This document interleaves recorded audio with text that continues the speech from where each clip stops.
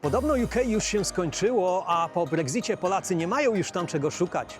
A prawda jest taka, że praca w UK po Brexicie nadal jest. W dzisiejszym odcinku pokażę Ci 5 legalnych sposobów, jak to ogarnąć.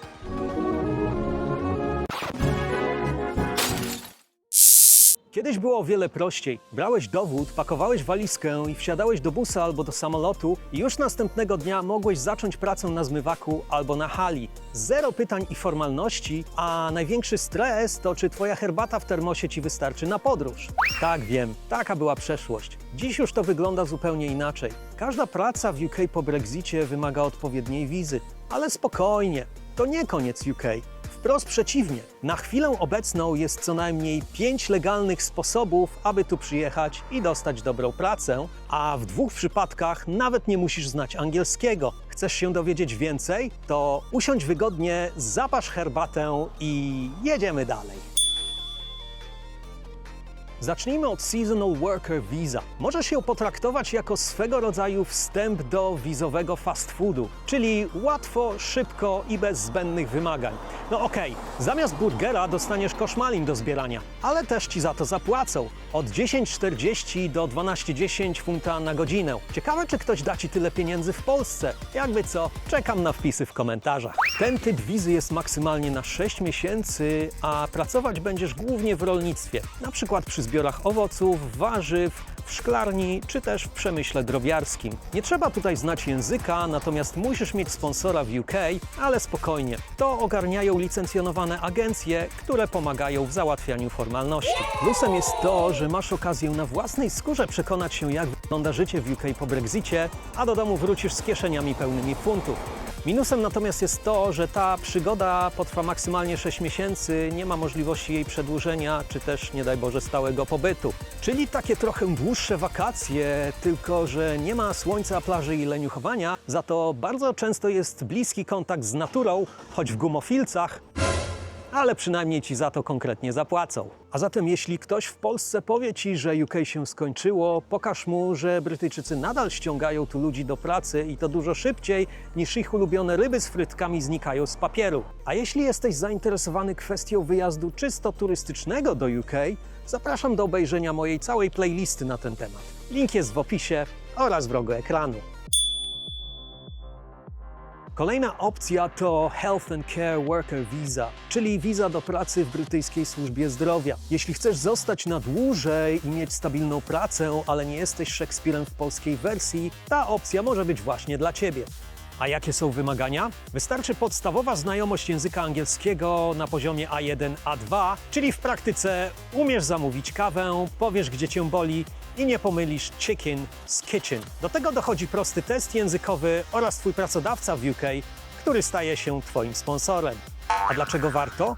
Ponieważ brytyjska służba zdrowia od zawsze cierpi na permanentne braki kadrowe. Brytyjskie szpitale i domy opieki non-stop poszukują nowych kandydatów do pracy. W dodatku nie płacisz NHS Surcharge, co pozwoli Ci zaoszczędzić ponad 600 funtów rocznie. Wiem, zawsze coś, chociaż willi obok Harrodsa sobie za to nie kupisz. A jakie są minusy? To praca wymagająca mnóstwo cierpliwości, siły oraz nerwów ze stali. Ale z drugiej strony, jeśli zależy Ci na stałym pobycie, to summa summarum jest to jedna z najpewniejszych ścieżek.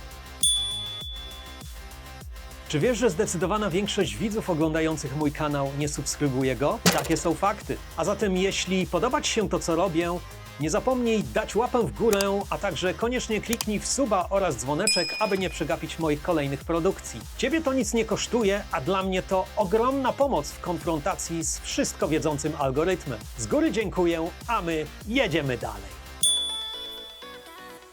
A teraz czas na wizę, o której mówi się najwięcej i najczęściej, czyli Skilled Worker Visa. I to właśnie ona najlepiej pokazuje, jak zmieniło się życie w UK po Brexicie. Bo kiedyś mógł tu przyjechać dosłownie każdy z dowodem osobistym w ręku, a dziś potrzebne są kwalifikacje i sponsor w UK.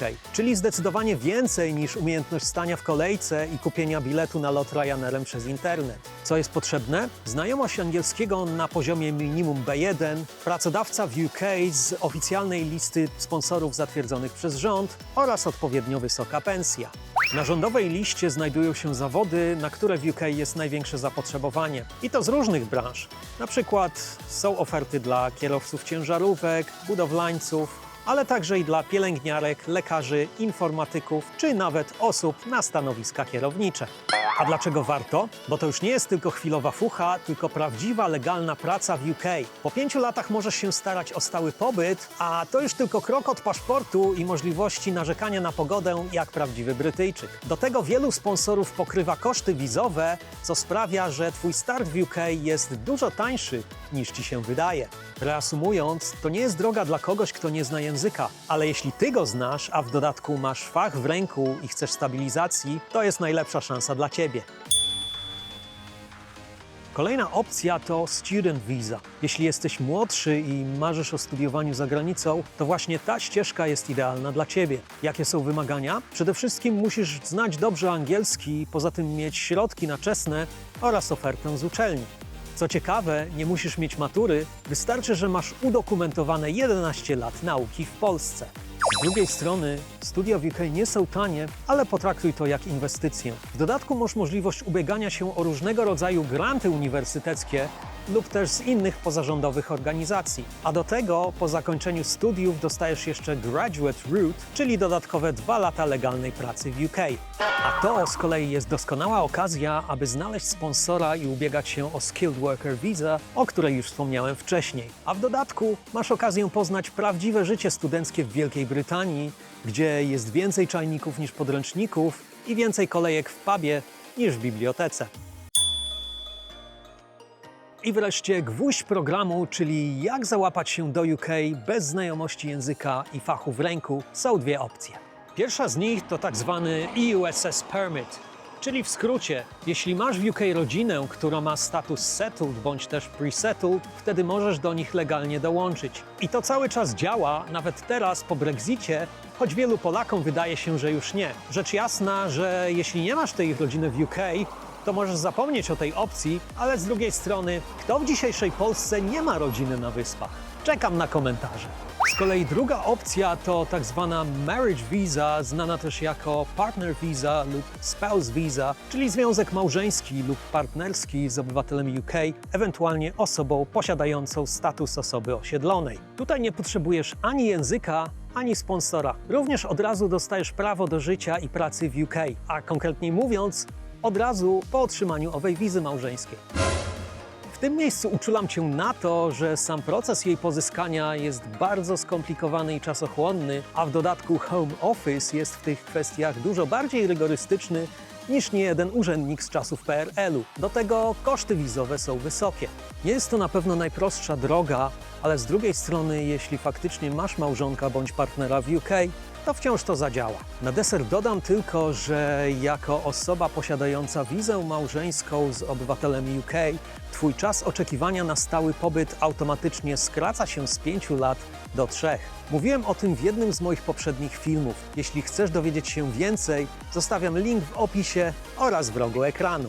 I tak oto wygląda praca w UK po Brexicie. Ten kraj jest nadal otwarty, choć już nie na oścież. Zamiast tego to rząd UK decyduje, kto, na jak długo i na jakich warunkach może tutaj przyjechać. Tak czy owak, cały czas masz 5 realnych ścieżek do legalnego pobytu i pracy w UK, od pracy sezonowej poprzez służbę zdrowia, Skilled Worker Visa, wizę studencką, aż po opcję rodzinną. A teraz pytanie do Ciebie. Która z wymienionych opcji jest dla Ciebie najciekawsza? Koniecznie daj znać w komentarzu, a ja być może w przyszłości nakręcę na ten temat osobny odcinek. W kolejnym odcinku opowiem Ci o 5 konkretnych branżach, gdzie praca w UK dosłownie szuka pracownika. A zatem, jeśli nie chcesz tego przegapić, koniecznie daj łapę w górę, a także kliknij w suba oraz w dzwoneczek. A tak w ogóle to dzięki za oglądanie dzisiejszego odcinka do końca. Pozdrawiam serdecznie i do zobaczenia wkrótce. Cheers!